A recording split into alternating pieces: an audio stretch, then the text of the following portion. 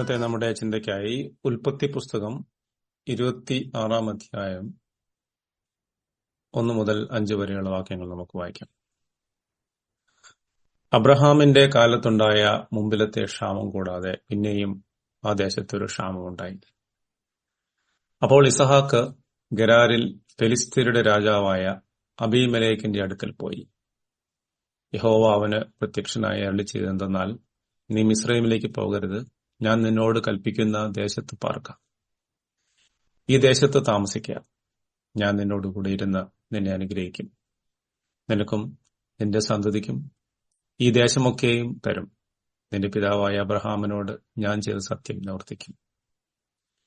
അബ്രഹാമിന്റെ വാക്കുകേട്ട് എന്റെ നിയോഗവും കൽപ്പനകളും ചട്ടങ്ങളും പ്രമാണങ്ങളും ആചരിച്ചതുകൊണ്ട് ഞാൻ നിന്റെ സന്തതിയെ ആകാശത്തിലെ നക്ഷത്രങ്ങളെപ്പോലെ വർദ്ധിപ്പിച്ച് നിന്റെ സന്തതിക്ക് ഈ ദേശമൊക്കെയും കൊടുക്കും. നിന്റെ സന്തതി മുഖാന്തരം ഭൂമിയിലെ സകല ജാതികളും അനുഗ്രഹിക്കപ്പെടും. അമേരിക്കയുടെ പ്രസിഡന്റായിരുന്ന അബ്രഹാം ലിങ്കൺ ഒരിക്കൽ ഇങ്ങനെ പറഞ്ഞിട്ടുണ്ട്: നാം ഇപ്പോൾ ആഗ്രഹിക്കുന്ന കാര്യവും നമുക്ക് ഏറ്റവും ആവശ്യമുള്ള കാര്യവും തമ്മിലുള്ള വ്യത്യാസം മനസ്സിലാക്കി തിരഞ്ഞെടുക്കുന്നതാണ് യഥാർത്ഥ അച്ചടക്കം. ഭക്ഷണത്തോടുള്ള തന്റെ പ്രിയം മൂലം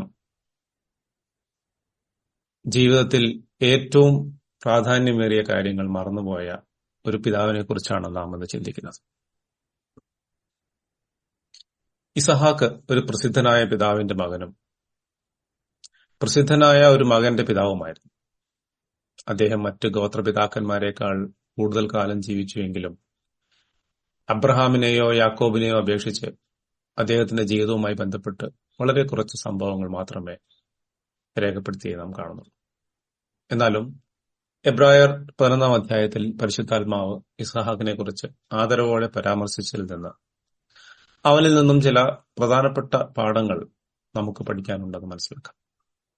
ഒന്നാമതായി, അബ്രഹാമിന് 100 വയസ്സും സാറയ്ക്ക് 90 വയസ്സുമുള്ളപ്പോഴാണ് ഇസഹാക്ക് ജനിക്കുന്നത്. വളരെ കാലത്തെ ആഗ്രഹവും പ്രാർത്ഥനയുടെയും ഫലമായി വാഗ്ദത്ത സന്തതിയായാണ് അവൻ ജനിക്കുന്നത്. മാതാപിതാക്കന്മാരുടെ വിശ്വാസ ജീവിതം തീർച്ചയായും തന്നെ സ്വാധീനിച്ചിരിക്കണം. പിതാവായ അബ്രഹാമിനെ സ്വന്തം നാടും ബന്ധുക്കളും ഉപേക്ഷിച്ച് ദൈവത്തിന്റെ കൽപ്പന പ്രകാരം അജ്ഞാതമായ ഒരു ദേശത്തേക്ക് യാത്ര ചെയ്യുവാൻ പ്രേരിപ്പിച്ചത് എന്താണെന്ന് അദ്ദേഹം മനസ്സിലാക്കിയിട്ടുണ്ടാകണം. അബ്രഹാമിന് ആകാശത്തിലെ നക്ഷത്രങ്ങളെപ്പോലെ സന്തതികൾ ഉണ്ടാകുമെന്ന അത്ഭുതകരമായ വാഗ്ദത്തത്തെക്കുറിച്ചും കനാൻ ദേശം അവകാശമായി നൽകപ്പെട്ട കാര്യത്തെക്കുറിച്ചും അവൻ കേട്ടുകാണും. അബ്രഹാം അനുഗ്രഹിക്കപ്പെടുമെന്ന് മാത്രമല്ല, അവൻ ലോകത്തിന് മുഴുവൻ ഒരു അനുഗ്രഹമാകുമെന്ന് വാഗ്ദത്തം താൻ അറിഞ്ഞിരിക്കണം. അവരുടെ വിശ്വാസ ജീവിതത്തിലുണ്ടായ പരാജയങ്ങളും താൻ അവരിൽ നിന്നും തീർച്ചയായും കേട്ടിട്ടുണ്ടാകും. ഇങ്ങനെ അനുഗ്രഹിക്കപ്പെട്ട ഒരു ആത്മീക അന്തരീക്ഷത്തിലാണ് താൻ വളർന്നു വന്നത്. രണ്ടാമതായി, ഇസഹാക്കിന്റെ സ്മരണയിൽ മായാതെ പതിഞ്ഞിരുന്ന ഒരു സുപ്രധാന സംഭവമാണ് തന്റെ പിതാവായ അബ്രഹാം തന്നെ ഹോമയാഗമായി അർപ്പിക്കുവാൻ മോരിയ മലയിലേക്ക് കൊണ്ടുപോയത്. 120 വയസ്സോളം പ്രായമുള്ള തന്റെ പിതാവ് യൗവനക്കാരനായ തന്നെ ബന്ധിച്ച് യാഗപീഠത്തിൽ കിടത്തിയപ്പോൾ താൻ തെല്ലും എതിർത്തതായി നാം വായിക്കുന്നില്ല. ദൈവിക വാഗ്ദത്വം തന്നിൽ കൂടിയാണ് നിറവേറേണ്ടതെന്ന വെളിപ്പാട് താൻ പൂർണ്ണമായി വിശ്വസിക്കുകയും വാഗ്ദത്വം തന്ന ദൈവത്തിന് തന്നെ ജീവിതത്തിലേക്ക് തിരിച്ചു കൊണ്ടുവരുവാൻ കഴിയുമെന്ന് അദ്ദേഹം വിശ്വസിച്ചുവെന്ന് നമുക്ക് സുരക്ഷിതമായി അനുമാനിക്കാം. ഇസഹാക്ക് ദൈവത്തെ ഭയപ്പെട്ടിരുന്നു എന്നതിന്റെ ശക്തമായ തെളിവാണിത്. തന്റെ മകനായ യാക്കോബ് ദൈവത്തെ ഇസഹാക്കിന്റെ ഭയം എന്നാണ് വിളിച്ചിരുന്നത്. മൂന്നാമതായി, അബ്രഹാമിന്റെ ദാസൻ റിബേക്കയോടൊപ്പം മടങ്ങി വരുമ്പോൾ ഇസഹാക്ക് ധ്യാനിക്കുവാൻ വെളിമ്പ്രദേശത്ത് പോയിരുന്നു എന്ന് നാം വായിക്കുന്നു. ഇസഹാക്ക് പതിവായിരുന്നു. തനിക്ക് 37 വയസ്സുള്ളപ്പോൾ തന്റെ അമ്മയായ സാറ മരണപ്പെട്ടു. റിബേക്ക തന്റെ ജീവിതത്തിലേക്ക് വരുന്നതുവരെ ആ 3 വർഷം അവൻ സാറയെ ഓർത്ത് വിലപിച്ചു. ഏകാന്തത അനുഭവപ്പെട്ട നാളുകളിൽ ദൈവത്തോടൊപ്പം ചെലവഴിച്ചത് വഴി ദൈവം തനിക്കായി ഒരുക്കിയ വധുവിനെ സ്വീകരിക്കുവാനും അവളിലൂടെ തന്റെ അമ്മയുടെ മരണദുഃഖം നീങ്ങിപ്പോകുവാനും ഇടയായി. നാലാമതായി, ഇസഹാക്ക് തന്റെ കുടുംബജീവിതത്തിലുണ്ടായ പ്രതിസന്ധിയിൽ ദൈവത്തോട് പ്രാർത്ഥിച്ച് ഉത്തരം ലഭിച്ചതിൽ നിന്നും താനൊരു പ്രാർത്ഥനാ മനുഷ്യനായിരുന്നു എന്ന് മനസ്സിലാക്കാം. 20 വർഷത്തെ ദാമ്പത്യ ജീവിതത്തിന് ശേഷം ഒരു തലമുറയെ കാണുവാൻ സാധിക്കാതിരുന്നപ്പോൾ തന്റെ മാതാപിതാക്കൾ തെരഞ്ഞെടുത്ത എളുപ്പവഴി താൻ സ്വീകരിക്കാതെ വിശ്വാസത്തിൽ ബലപ്പെട്ടു. 90 വയസ്സിൽ തന്റെ അമ്മയ്ക്ക് പുത്രോത്പാദനത്തിന് ശക്തി നൽകിയ അതേ ദൈവത്തിന് തന്റെ ഭാര്യയ്ക്കും ഒരു കുഞ്ഞിനെ പ്രസവിക്കുവാനുള്ള കൃപ നൽകുവാൻ സാധിക്കുമെന്ന് വിശ്വസിച്ച് പ്രാർത്ഥിച്ചു. ദൈവം അവന്റെ പ്രാർത്ഥന കേട്ടു. റിബേക്ക ഇരട്ടക്കുട്ടികളെ പ്രസവിച്ചു. 5-ാമതായി, ഇസഹാക്ക് ഒരു സമാധാനപ്രിയനായിരുന്നു. ഫെലിസ്ത്യരുടെ ദേശത്ത് തന്റെ പിതാവ് കുഴിച്ച കിണർ അവർ നികത്തിയപ്പോൾ അവരുമായി കലഹിക്കുവാൻ അവൻ വിസമ്മതിച്ചു. സമാധാനപരമായ ഒരു സ്ഥലം കണ്ടെത്തുന്നതുവരെ അവർ വഴക്കിടുമ്പോഴെല്ലാം അവൻ ആ സ്ഥലം വിട്ടുപോയി. ഇപ്പോൾ യഹോവ നമുക്കായി ഇടം ഒരുക്കിയിരിക്കുന്നു, നാം ദേശത്ത് സന്താനപുഷ്ടിയുള്ളവരാകും എന്ന് പറഞ്ഞ് അവൻ അതിനെ റഹബോത്ത് എന്ന് പേരിട്ടു. യഹോവ വീട് പണിയാതിരുന്നാൽ പണിയുന്നവർ വൃഥാ അധ്വാനിക്കുന്നു. യഹോവ പട്ടണം കാക്കാതിരുന്നാൽ കാവൽക്കാരൻ വൃഥാ ജാഗരിക്കുന്നു എന്ന് സങ്കീർത്തനക്കാരൻ പറഞ്ഞതിന്റെ കൂടെ ഒരുമിച്ച് തനിക്കും പറയാമായിരുന്നു. തന്റെ എല്ലാ അവകാശങ്ങളും കർത്താവിൽ ഭദ്രമാണെന്ന് താൻ പൂർണ്ണമായി വിശ്വസിക്കുകയും അതിനായി കാത്തിരിക്കുകയും ചെയ്തു. 6-ാമതായി, തന്റെ ജീവിതത്തിൽ സംഭവിച്ച ഒരു പരാജയമാണ്. ഏശാവിന്റെ വേട്ടയിറച്ചിയിൽ പ്രേമിച്ചിരുന്നതുകൊണ്ട് താൻ അവനെ യാക്കോബിനേക്കാൾ ഏറെ സ്നേഹിച്ചു. ഭക്ഷണത്തോടുള്ള തന്റെ കൊതി നിയന്ത്രിക്കുവാൻ ഇസഹാക്ക് പഠിച്ചില്ല എന്നത് ദുഃഖകരമായ ഒരു യാഥാർത്ഥ്യമായിരുന്നു. ദൈവജനങ്ങളിൽ പലരും പ്രത്യക്ഷത്തിൽ നിരുപദ്രവകരമെന്ന് തോന്നിക്കുന്ന എന്നാൽ മാരകമായ ഈ പാവത്തിൽ ഏർപ്പെടുന്നു. തീർച്ചയായും ദൈവം നമുക്ക് ആസ്വദിക്കുവാൻ എല്ലാം തന്നിട്ടുണ്ട്. എന്നിരുന്നാലും കർത്താവിനോടുള്ള നമ്മുടെ സ്നേഹത്തിന് മുകളിൽ ഏതെങ്കിലും ഭൗമിക ആഗ്രഹം സ്ഥാപിക്കുകയാണെങ്കിൽ അത് നമുക്കൊരു കെണിയായി തീരും എന്നത് ഇസഹാക്കിന്റെ ജീവിതത്തിൽ നിന്ന് നാം പഠിക്കുന്ന പാഠമാണ്. അതിന്റെ അനന്തരഫലങ്ങൾ വളരെ വേദനാജനകമായിരുന്നു. തന്റെ 2 മക്കളും വർഷങ്ങളോളം വീട്ടിൽ നിന്ന് അകന്ന് മറ്റൊരിടത്ത് താമസിക്കുവാനിടയായി. നമുക്ക് എല്ലാ കാര്യങ്ങളെയും ദൈവത്തിന്റെ വീക്ഷണകോണിൽ നിന്ന് കാണുവാൻ സാധിക്കണം. 7-ാമതായി, മകന്റെ വേട്ടയിറച്ചി അവൻ ഇഷ്ടപ്പെട്ടിരുന്നതിനാൽ കൂടുതൽ സമയവും വേട്ട തേടി പോകുവാൻ അവൻ ഏശാവിനെ പ്രോത്സാഹിപ്പിച്ചിരിക്കണം. ഏശാവിനെ തന്റെ കൂടെ നിർത്തി ജീവിതത്തിൽ ഏറ്റവും അനിവാര്യമായ ദൈവഭയം തന്റെ മകന് പറഞ്ഞു നൽകുവാൻ അവന് സാധിച്ചില്ല. അവനിൽ ദൈവിക കാര്യങ്ങളോടുള്ള അനാദരവിന്റെയും അലക്ഷ്യഭാവത്തിന്റെയും കയ്പുള്ള വേര് ചെറുപ്പത്തിൽ തന്നെ തിരിച്ചറിയുന്നതിൽ അദ്ദേഹം പരാജയപ്പെട്ടു. സ്വന്തം ഇഷ്ടങ്ങൾക്ക് വേണ്ടി ജീവിച്ച വ്യക്തിയായിരുന്നു ഏശാവ്.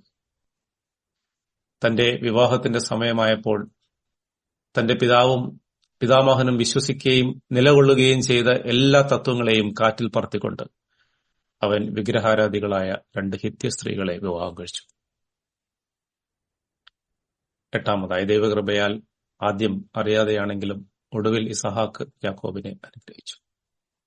ഏശാവ് വേട്ടയിറച്ചിയുമായി വന്നപ്പോൾ തന്റെ ജ്യേഷ്ഠ സഹോദരന് പകരം യാക്കോബ് തന്നെ കബളിപ്പിച്ച് അനുഗ്രഹം വാങ്ങുകയായിരുന്നെന്ന് ഇസഹാക്കിന് മനസ്സിലായി. ഇസഹാക്കിന്റെ പോരായ്മകൾ എന്തുതന്നെയായാലും ആ സമയത്ത് ഇതിലെല്ലാം ദൈവത്തിന്റെ കരം അവൻ തൽക്ഷണം തിരിച്ചറിഞ്ഞു. കുട്ടികൾ ജനിക്കുന്നതിന് മുൻപ് തന്നെ തന്റെ ഭാര്യയ്ക്ക് ദൈവം നൽകിയ പ്രവചനം അവൻ ഓർത്തിരിക്കണം. കരഞ്ഞുകൊണ്ട് അനുഗ്രഹത്തിനായി യാചിച്ച തന്റെ പ്രിയപുത്രനായ ഏശാവിനോട് സംസാരിക്കുമ്പോൾ പോലും അവൻ യാക്കോബിന് കൊടുത്ത അനുഗ്രഹം തിരിച്ചെടുത്തില്ല. പകരം അത് സ്ഥിരീകരിക്കുകയാണ് ചെയ്തത്. പിന്നീട് യാക്കോബ് വീട് വിട്ടിറങ്ങിയപ്പോൾ ഇസഹാക്ക് അവനെ വീണ്ടും അനുഗ്രഹിച്ചു. ഇത്തവണ അവൻ പൂർണ്ണ ബോധ്യത്തോടും ഇച്ഛയോടും കൂടിയായിരുന്നു അത് ചെയ്തത്. എബ്രായർ 11:20 നാം ഇങ്ങനെ വായിക്കുന്നു: വിശ്വാസത്താൽ ഇസഹാക്ക് യാക്കോബിനെയും ഏശാവിനെയും ഭാവികാലം സംബന്ധിച്ച് അനുഗ്രഹിച്ചതായി. 9-ാമതായി, തന്റെ മക്കളിൽ നിന്നുള്ള അനേക വർഷത്തെ വേർപിരിയലിന് ശേഷം റിബേക്കയുടെ ജന്മസ്ഥലത്ത് നിന്ന് മടങ്ങിയെത്തിയപ്പോൾ യാക്കോബും അവന്റെ വലിയ കുടുംബവുമായി അവൻ വീണ്ടും ഒന്നിച്ചു.